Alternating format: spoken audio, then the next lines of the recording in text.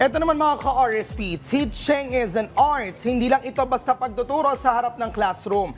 Ito ay tungkol sa paghubog ng kaalaman at pananaw ng mga estudyante, pagbibigay ng inspirasyon at paglikha ng makabuluhang karanasan sa pagkatuto na nag-iiwan ng magandang impluensya sa kanila.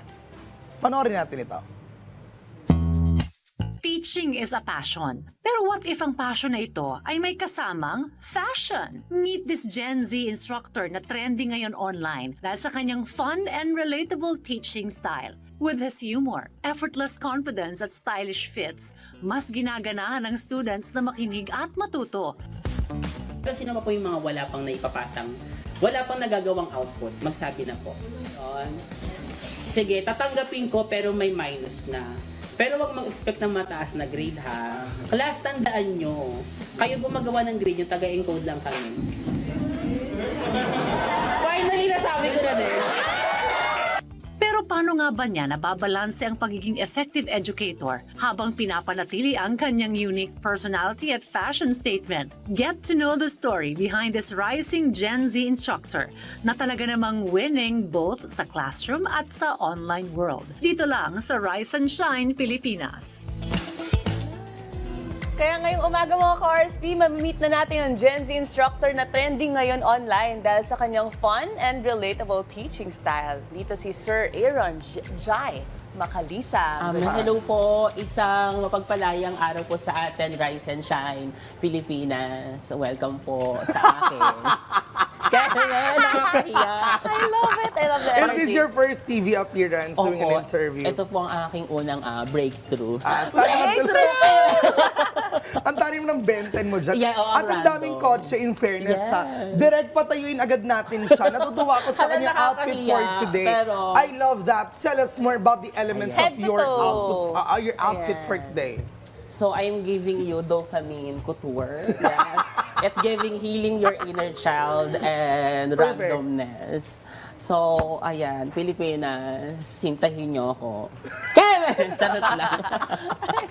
Charot In fairness, what's the inspiration with the belt, with the cars? I mean, nung bata ko, mahilig ako sa ganyan. Pinapark ko sa labas ng bahay namin. cute, may Kinabukasan, nanakaw na ng mga kalaro ko. Gusto ko ng isa. Opo. Kasi nung bata po ako, galing po tayo doon sa low income bracket na family. Okay. So wala po tayong capacity na makabili ng mga laruan or even ng mga damit. Kaya sabi ko, paglaki ko, balang araw, bibilin ko lahat ng mga bagay na hindi ko nagawa before. Okay. Fortunately, yung mga laruan, na-accessorize ko na din. So parang ang galing. new branding po ng isang instructor na bago sa paningin po ng maraming estudyante, kabataan, at saka po sa social media. Ang ganda ng Beyblade niya, Ice. Naabutan mo yung ganyan. Oo. Di ba? Ang atake Si saya. Jasmine nilalaro yun. Di ba? Ang ganda rin ng kanyang mga higa at ang ganda ng kulay ng Naabutan ko kanyang yung ganyang nails. yung rings na ganyan. Diba? Hanggang ngayon, ang dami ko pa sa house. Diba? So Tapos cute. pinagpapatong-patong mo. So Yes. perfect. Ang ganda pati yung Perdible. perdible. Ang laki perdible. Na ang random. Oo, sobrang sumisigaw. Kamusta ang pagiging Gen Z instructor?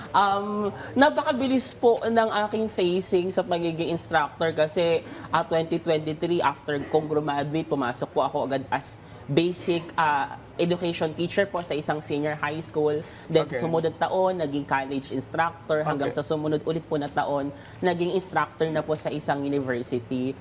Though isa po tayong Gen Z, pero kung tutuusin, isa rin po ako sa mga victimized ng digital divide. So later na lang din po ako nakakip up Okay. doon sa pagiging Gen Z na very techy sa mga teknolohiya at nagamit naman po natin doon sa pagtuturo kahit paano na medyo at kahit paano naging epektibo po sa mga bata. Why, kamusta yung sa sa Asian digital divide? Yes po. You've mentioned na before, syempre dahil galing tayo sa low-income family, what kinds of device do you usually use? How did you come up, how did you adopt from having those kinds of, yung experiences mo with the digital divide? Tell us more.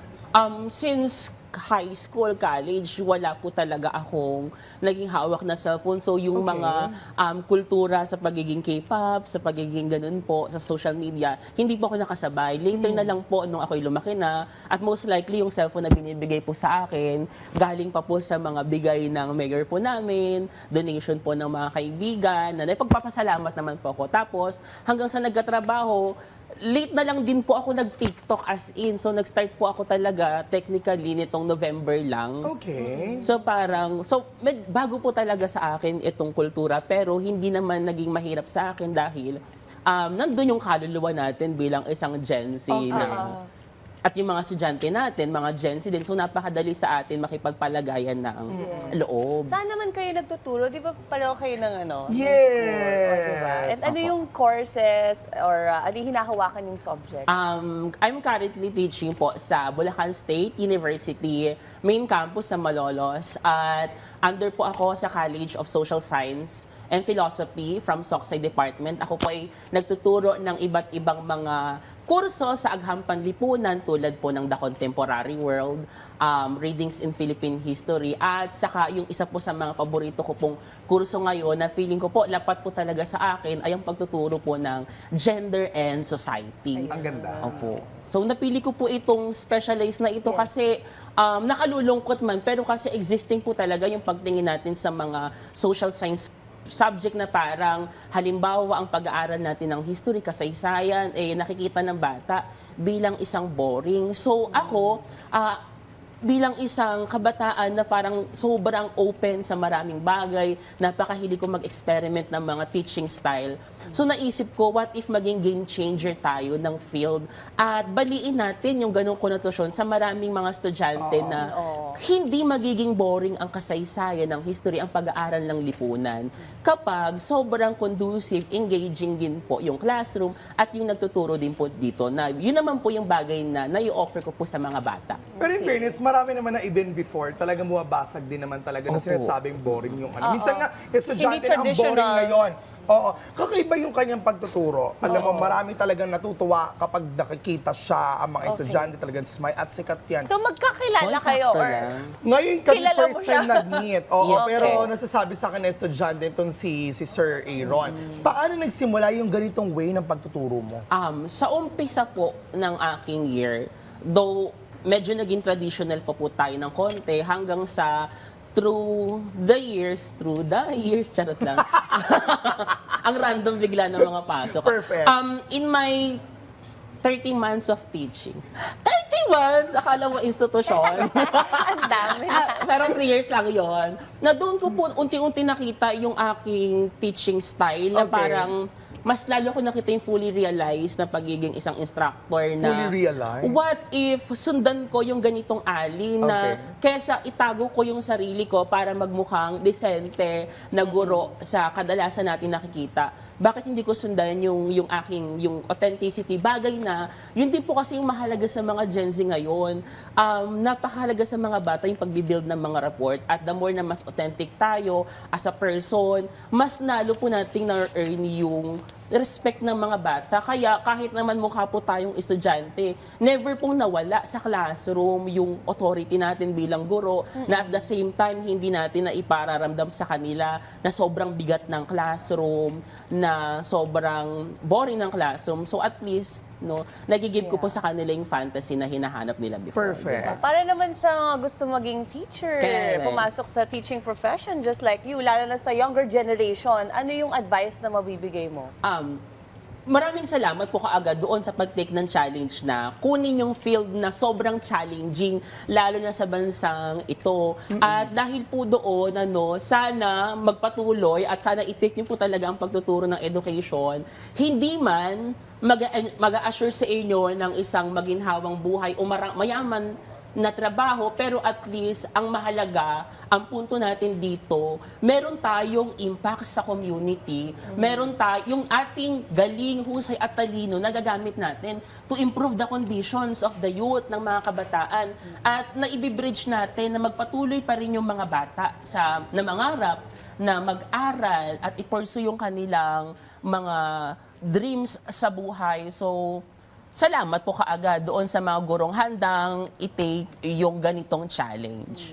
Social media Service-oriented. accounts. Keme. Pang Miss Q&A Social media yan. accounts. Sundan niyo po ako sa aking Facebook, page, Jai Marie po. Then sa akin pong TikTok account, Sir Jai, WKWKWK. Hindi ko pa i-reveal ang pronunciation. But, Keme, pwede po bang bumati? Yes! Last na lang. Binabati ko po yung aking CSSP family sa Bulacan State University, Sir Elias Geronimo, ang aking pamilya sa San Jose del Monte, ang aking mga fans at mga supporters, iiwan ko na po kayo sa kanal. Thank you so much po. Keme! On that note, maraming salamat sa pagbibigay ng inspirasyon, Sir Aaron Jai Macalisang. WKWKWK.